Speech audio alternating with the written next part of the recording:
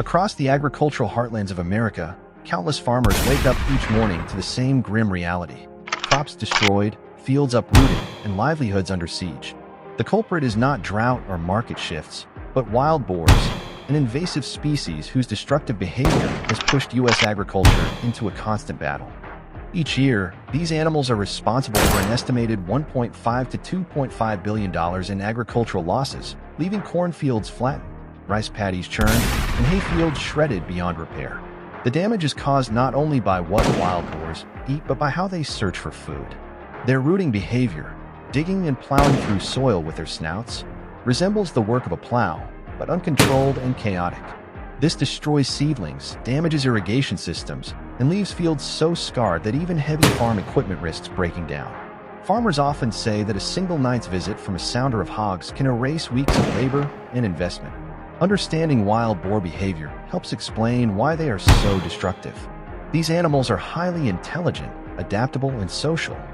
They move in groups called sounders, often led by older females, and cover vast territories in search of food.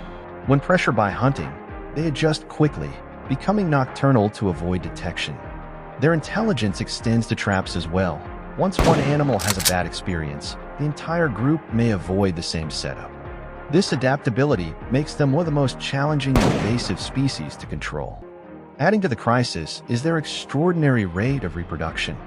A sow can produce 2 litters per year, with 4 to 12 piglets each time. Young females are capable of breeding as early as 6 months of age. This means populations can double in a matter of months. In some states, despite removing tens of thousands of hogs annually, their numbers continue to grow.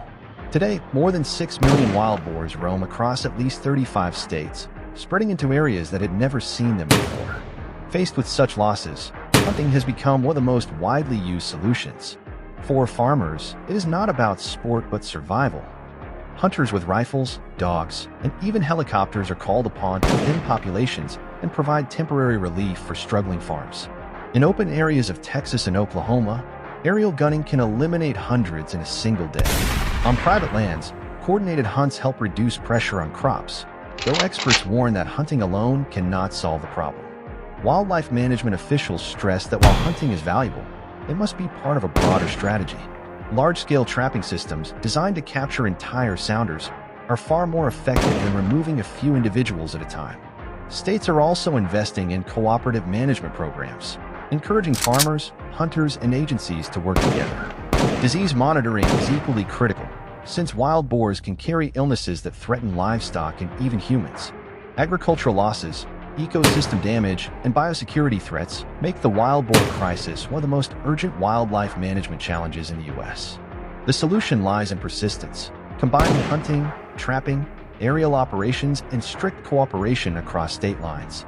Without these measures, wild boars will continue to expand, leaving farmers in despair and farmland scarred. At its core, the fight is about balance, protecting the nation's agriculture while managing one of the toughest and most adaptable animals on the continent. Farmers know that if this battle is lost, the cost will not only be measured in dollars, but in the security of America's food supply and the stability of its rural communities.